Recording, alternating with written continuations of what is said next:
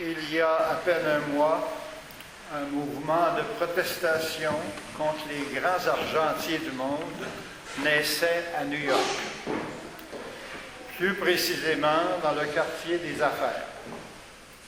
Et ce mouvement se donnait comme nom « Occupons Wall Street ». Wall Street étant le quartier des affaires. Ce mouvement s'est répandu comme une traînée de poudre à travers le monde. Et hier, dans plus de 10 villes au Canada et plus de 1400 dans le monde, dans 80 pays du monde, il y a eu des manifestations. Ce qu'on dénonce, c'est le fait qu'une poignée de riches contrôle la valeur de l'argent et fait varier cette valeur selon leurs intérêts. Les conséquences sont graves. De plus en plus d'individus, de plus en plus d'entreprises et même des pays se retrouvent dans une situation précaire parce qu'une poignée de financiers, on parle de 1% de la population des États-Unis, cherche à s'enrichir davantage. C'est vraiment l'argent au service de l'argent et non pas l'argent au service des individus et des collectivités. L'Évangile du jour tombe à point avec une question piège que les pharisiens posent à Jésus. Est-il permis, oui ou non, de payer l'impôt à l'empereur? On sait que depuis toujours, les dirigeants d'un pays, peu importe le nom qu'ils portent, empereur, roi, président, premier ministre, dirigent les gouvernements qui perçoivent taxes et impôts pour gérer le pays dont ils ont la responsabilité. Comme l'empereur du temps est un étranger qui vit à Rome et qui domine le peuple juif, Jésus évite de tomber dans le piège en répondant « Rendez à César ce qui est à César et à Dieu ce qui est à Dieu ». Jésus établit clairement que nous avons des devoirs envers les dirigeants de notre pays, des devoirs qui sont différents de ceux que nous avons envers Dieu, les deux étant importants et complémentaires. La gérance de l'argent confiée à nos gouvernements ou à nos banquiers doit servir les intérêts des concitoyens, non pas les intérêts d'une minorité.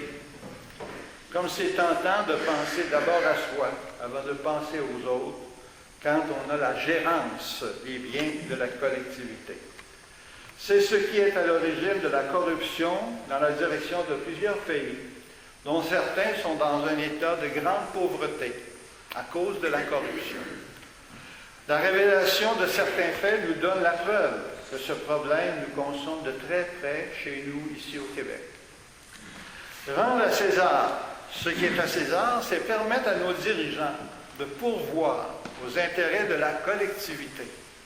On rejoint ici le grand commandement de l'amour du prochain qui nous oblige à ne pas fermer les yeux sur la misère humaine qui nous entoure, et les gouvernements doivent voir, à partir des impôts qu'ils reçoivent, des taxes, à ce qu'il y ait un partage.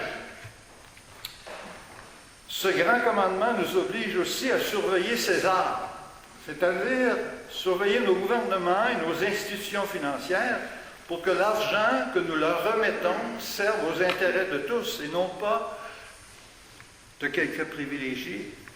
Voilà pourquoi je me réjouis de ce grand mouvement qui est en voie de se répandre à travers le monde et qui s'appelle « Occupons Wall Street ». C'est un mouvement qui invite à une prise de conscience de la nécessité de changer certains comportements inacceptables. Rendre à Dieu ce qui est à Dieu nous rappelle l'importance de ne pas accorder toute la place aux valeurs matérielles comme l'argent et tout ce qui s'y greffe. Rendre à Dieu ce qui lui revient, c'est d'abord reconnaître son importance dans chacune de nos vies. C'est ensuite lui rendre grâce, non seulement pendant ce mois d'octobre, temps où on se réjouit de la générosité de la nature, mais aussi en tout temps, pour les merveilles dont nous sommes comblés. Rendre à Dieu ce qui est à Dieu, c'est encore donner du temps et attention à sa parole, à son message qui vient nous éclairer semaine après semaine, pour ne pas dire jour après jour, et nous fortifier dans la foi. C'est donner temps et présence également au partage du pain de vie qui consolide nos liens d'affection entre nous et avec lui. Ainsi, nous pourrons faire nôtre l'action de grâce de Saint Paul dans la deuxième lecture. Nous rendons grâce à Dieu parce que notre foi est active, parce que notre charité se donne de la peine et notre espérance tient bon en notre Seigneur Jésus-Christ. S'il en est ainsi, nous pourrons rendre à Dieu ce qu'il est à Dieu. Amen. Amen.